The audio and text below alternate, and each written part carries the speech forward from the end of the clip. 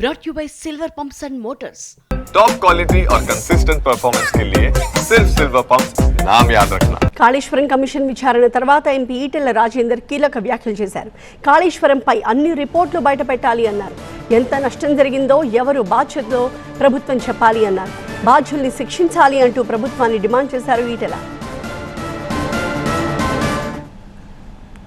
నేను ఒకటే కాంగ్రెస్ పార్టీని డిమాండ్ చేస్తా ఉన్నా, భారతీయ జనతా పార్టీ ఇప్పటికే చెప్పింది నిజాయితీగా ఉండాలని చెప్పి కోరుతుంది. పార్టీ ప్రభుత్వ ధనాన్ని దుర్వినియోగం చేయొద్దని చెప్పి కోరుతుంది.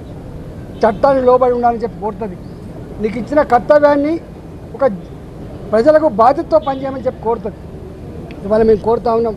అంతకుముందు అనేక కమిషన్లు వేసిండ్రు, ఎందుకు రిపోర్ట్లు బయటపెడతలేరు, ఎందుకు చర్యలు చేపడతలేరు. నేను ఇక్కడ కూడా కోరుతున్నా, ఇప్పటికే సంవత్సరం గడిచిపోయింది.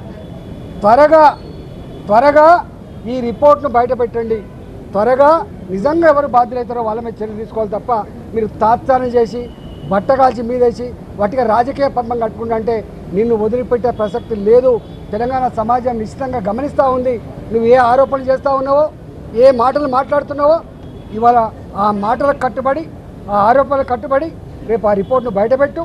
రిపోర్ట్లో ఏం నష్టం జరిగిందో, ఎన్ని వేల కోట్ల రూపాయలు దుర్వినియోగం జరిగిందో, దానికి కారకులు ఎవరో, తప్పకుండా దోషులు ఎవరో శిక్షించకపోతే నిన్ను ప్రజాక్షేత్రంలో నీకు శిక్ష తప్పదని చెప్పి కాంగ్రెస్ పార్టీ హెచ్చరిస్తాం.